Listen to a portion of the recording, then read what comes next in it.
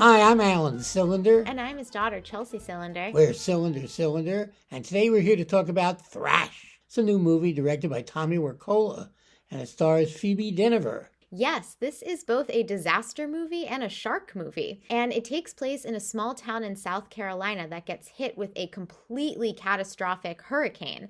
And basically, the entire town is underwater. And after a meat truck explodes during the hurricane, sharks are now attracted to the area. So now the few remaining survivors of the town have to combat both the relentless storm and the sharks. And basically, it centers on the Phoebe Dynevor character, who is not only trapped in her car, but trapped in her car and pregnant and ready to give birth. Yeah. And there's sharks galore. This sounds like the setup for a really good pulpy movie, but it's actually, even though it moved quickly, kind of dull in that I just never got caught up in the action. It has some decent effects. The water effects are actually very decent.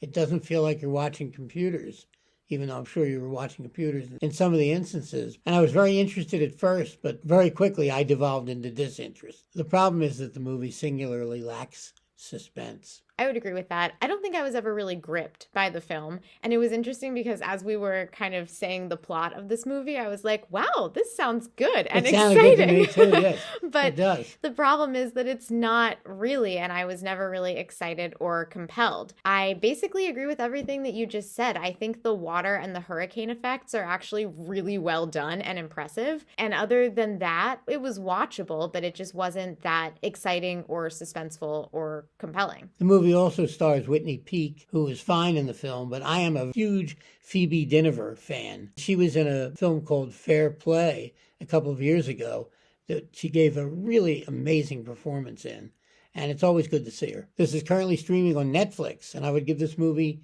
2 cylinders. I would also give this movie 2 cylinders. Thrash!